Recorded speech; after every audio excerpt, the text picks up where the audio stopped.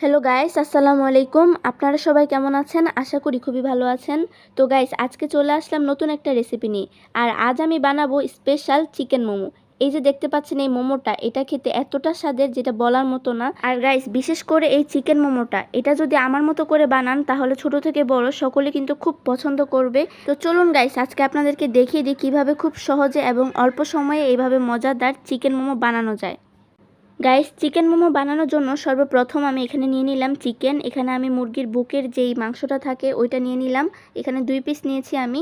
এবার এগুলোকে সুন্দর করে ছোট ছোট করে কিভাবে কুচি কুচি করে কেটে নিব, তাহলে খুব সহজে কিন্তু এই মাংসটাকে কিমা করা যাবে। আমি প্রথমেই 1 পিস বুকের মাংস নিয়ে এভাবে সুন্দর করে কুচি কুচি করে কেটে নিচ্ছি, তাহলে খুব সহজে এভাবে কিমা করে নিতে পারবো। তো পরবর্তীতে যেই আরও একটা ছিল ওইটাকেও একসাথে করে এভাবে কিমাটা করে নিব। আর কিমাটা করা কিন্তু গাইস একদম সহজ। এই যে দেখুন, কিমা করা কমপ্লিট। তো এবার আমি এখানে দিয়ে দেব একদম মিহি কুচি করে রাখা পেঁয়াজ, তারপর হচ্ছে কাঁচামরিচ আর ধনিয়া পাতা, এগুলোকে একদম মিহি করে কুচি করে নিয়েছি। তারপর দিয়ে দিলাম আদা রসুন বাটা, ধনিয়া গুঁড়া, জিরার গুঁড়া, গোলমরিচের গুঁড়া, আর দিয়ে দিব স্বাদ মতো লবণ। আর এর সাথে দিয়ে দিব 2 প্যাকেট টমেটো সস। আপনারা চাইলে এখানে টমেটো ডাইরেক্টলি ব্যবহার করতে পারেন, সমস্যা নেই। তো আমি এখানে 2 প্যাকেট টমেটো সস দিয়ে দিব চাট মশলা। এবার এই সব কিছুকে একদম ভালো করে মিক্স করে নিব, তাহলে কিন্তু এটা একদম রেডি। গাইস, এবার হচ্ছে আমি একটা ডো তৈরি করে নিব। সেজন্য এখানে নিয়ে নিলাম ময়দা, আর ময়দার মধ্যে দিয়ে দিব স্বাদমতো লবণ। এবার সব কিছুকে একদম ভালো করে মিক্স করে নিতে হবে। আর এবার হচ্ছে এখানে দিয়ে দিব তেলটা দিয়ে এবার সব কিছুকে আরও ভালো করে মিক্স করে নিতে হবে, যাতে একদম ভালো করে লাগে, মানে ময়দার সাথে একদম ভালো করে মিক্স করে নিতে হবে। যখন তেলটাকে একদম ভালো করে মিক্স করা হয়ে যাবে, তখন এখানে অল্প অল্প পানি দিয়ে একটা ডো তৈরি করে নিব। আমি একবারে বেশি পানি দিব না, একটু একটু করে পানি দিয়ে সুন্দর করে একটা ডো তৈরি করে নিব। এই যে দেখুন, এইভাবে করে।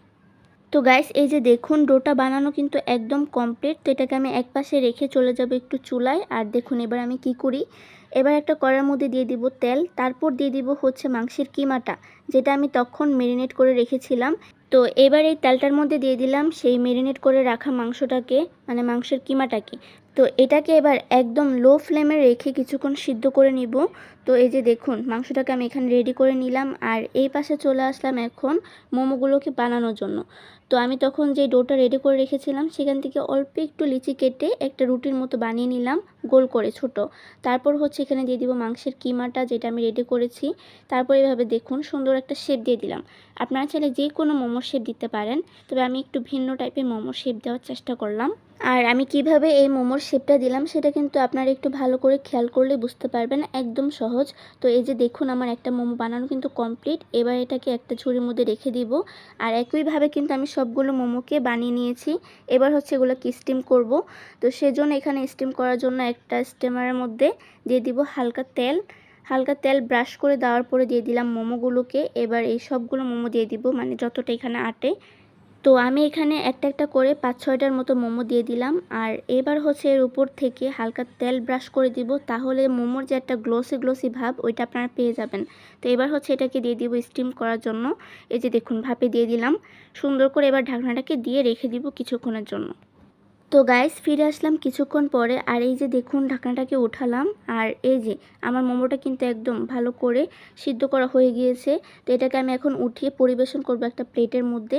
তো সুন্দর করে এখান থেকে আমি মোমোগুলোকে এখানে নিচে নামিয়ে নিচ্ছি। আর এই যে দেখুন গাইস, মাশাআল্লাহ কতটা সুন্দর হয়েছে।